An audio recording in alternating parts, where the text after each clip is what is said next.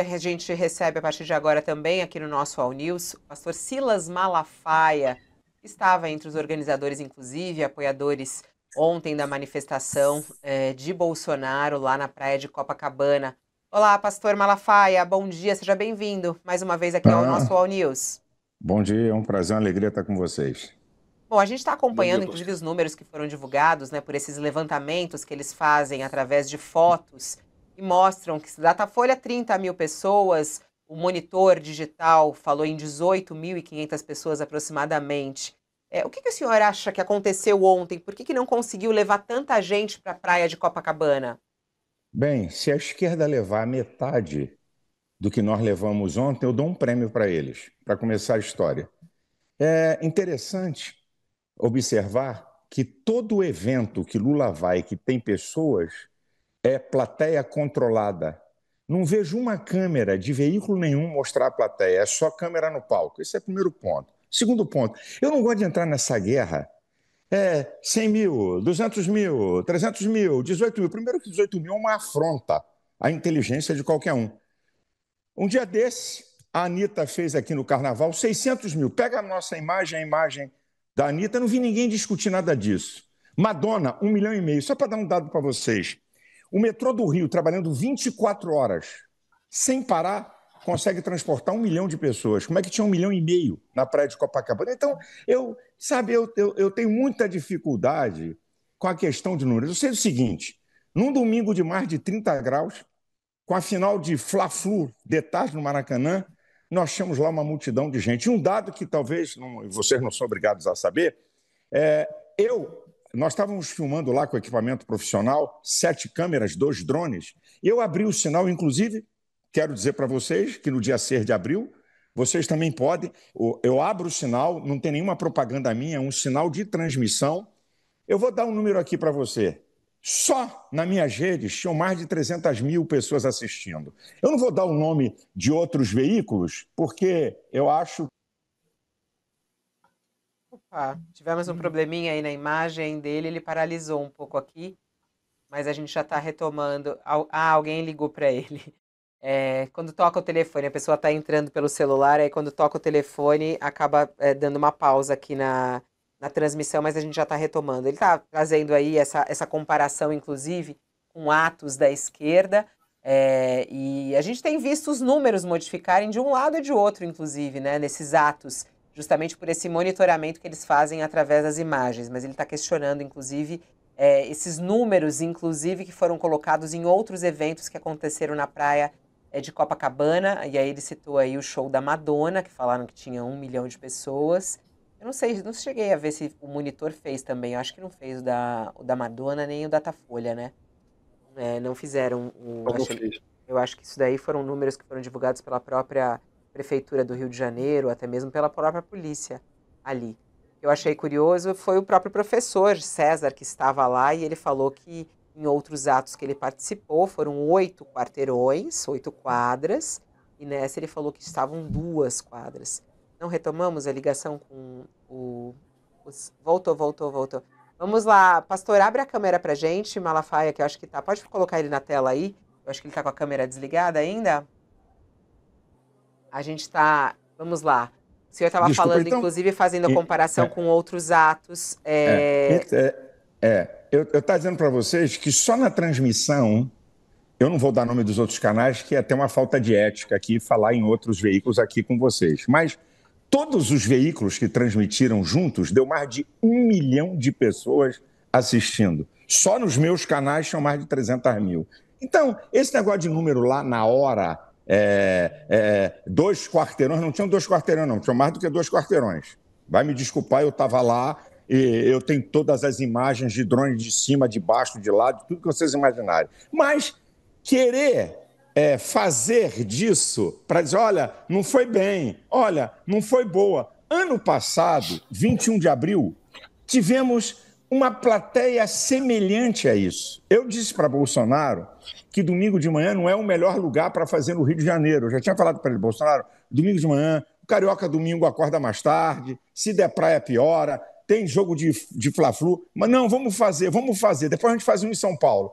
Então o que valeu é a manifestação e o objetivo dela. É isso que para mim equivale. Eu não vou ficar brigando aqui com número. Um diz 18 mil, outro diz 30 mil, a PM diz 400 mil. Eu sei que tinha gente, isso equivale. E o posicionamento, eu acho que é uma construção, é um tijolo que você vai botando para construir, certo, uma ideia e sensibilizar a sociedade.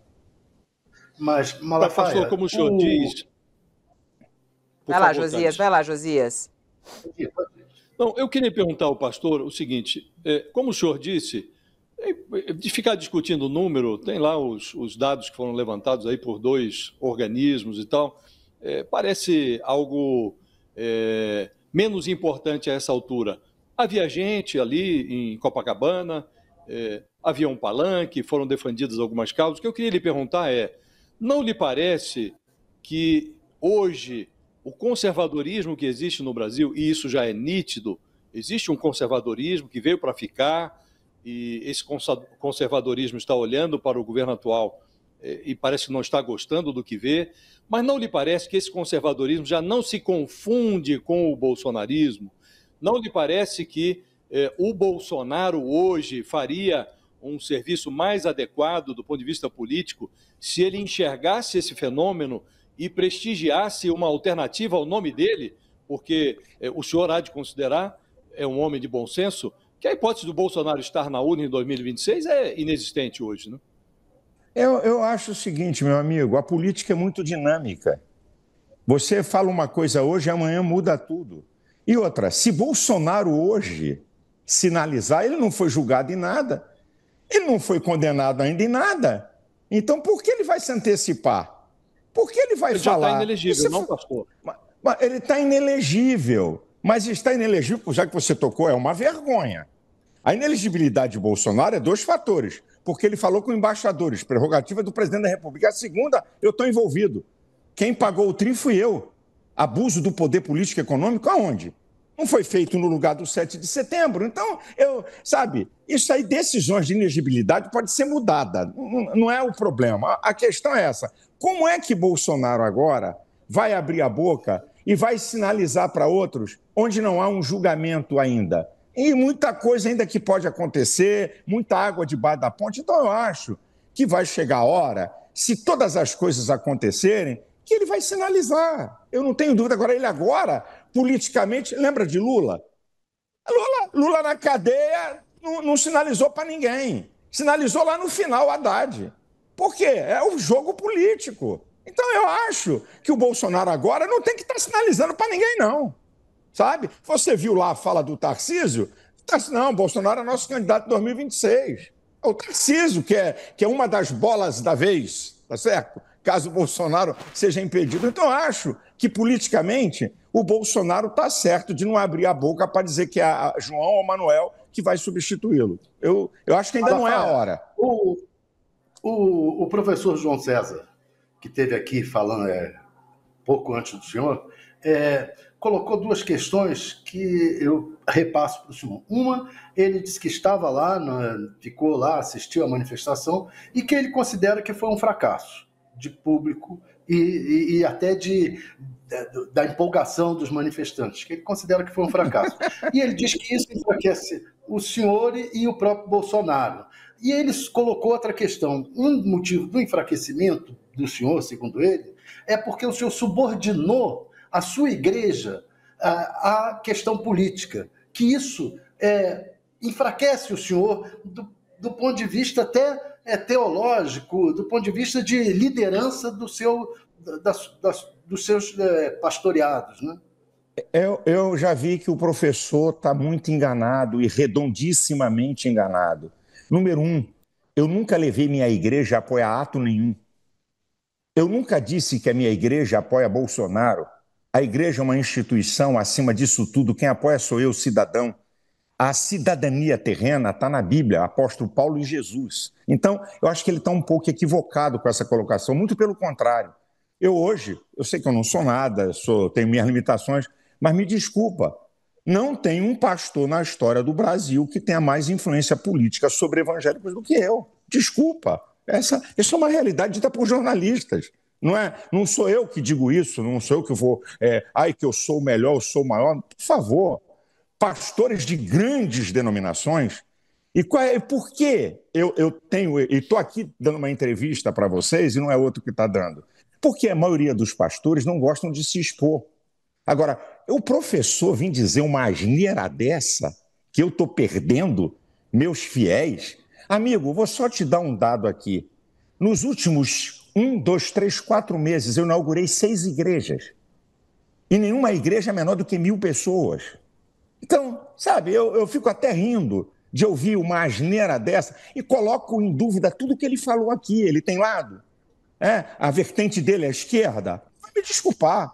O cara vir falar uma asneira dessa, de que eu estou perdendo, no mundo evangélico, que eu estou perdendo fiéis. Tenha paciência. Aí não. Aí eu discuto. Essa pastor, daí não. Eu queria entrar na história do Tarcísio, que eu acho muito interessante até o que o senhor falou, né? O Tarcísio, na declaração dele, e a presença dele lá ontem foi uma presença importante em vários aspectos para serem analisados, né? Acho que no campo político, inclusive.